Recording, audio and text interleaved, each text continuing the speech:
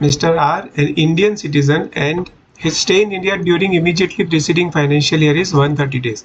He appoints Mr. S, a foreign citizen, as his nominee who stayed in India for 125 days during the immediately preceding financial year. Is Mr. R eligible to be incorporated as one person company?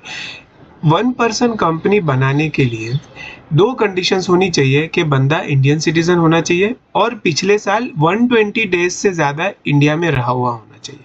अब जहाँ तक mister are की बात है, mister are Indian citizen है तो पहली condition पूरी हो गई, और वो पिछले साल 130 डेज इंडिया में रहे थे तो दूसरी कंडीशन भी पूरी हो गई, तो mister R one person company बना सकते हैं। If yes, can he give the name of mister S in memorandum of association as is nominee.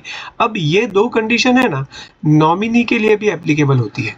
Nominee का मतलब क्या होता है, वन पर्सन कंपनी में अपने को पता है कि एक ही मेंबर होता है, अगर वो मेंबर किसी कारण से मर जाए तो उसकी जगह पर कौन उसका रिप्लेसमेंट होगा, उसे कहते हैं नॉमिनी। तो नॉमिनी के लिए भी ये दो कंडीशंस एप्लीकेबल होती है। अब मिस्टर आर तो एलिजिबल है, पर क्या मिस्टर एस एलिजिबल है? तो मिस्टर एस एलिजिबल नहीं होंगे, क्योंकि यहाँ पर साफ साफ लिखा है कि वो तो एक फॉरेन सिटीजन है, और हमको पता है कि कंडीशन नंबर 1 क्या बोलती है कि इंडियन सिटीजन होना चाहिए।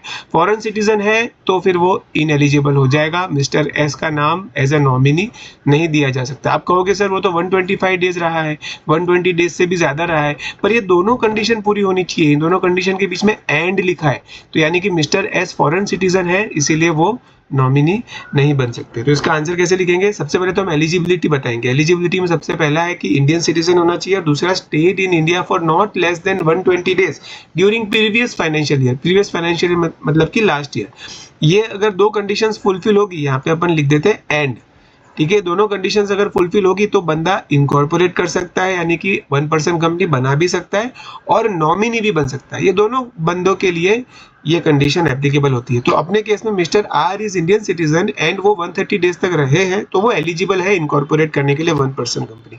पर मिस्टर एस जो है ना, वो फॉरेन सिटीजन है, सो वो इन एलिजिबल हो जाते हैं। देखो यहाँ पर क्या लिखा है, इन एलिजिबल, यानी कि वो नॉमिनी नहीं बन सकते। ठीक है, तो इसका स्टैंडर्ड आंसर भी आप लोग देख लीजिए। 3 मार्क का क्वेश्चन है, एकदम शॉर्ट में इसके ये मेन ये प्रोविजंस बता देने हैं, और इसका जो फाइनल डिसीजन है वो अपने को बता देना। 3 मार्क का क्वेश्चन है, बहुत ज्यादा लंबा इसमें लिखने की जरूरत नहीं।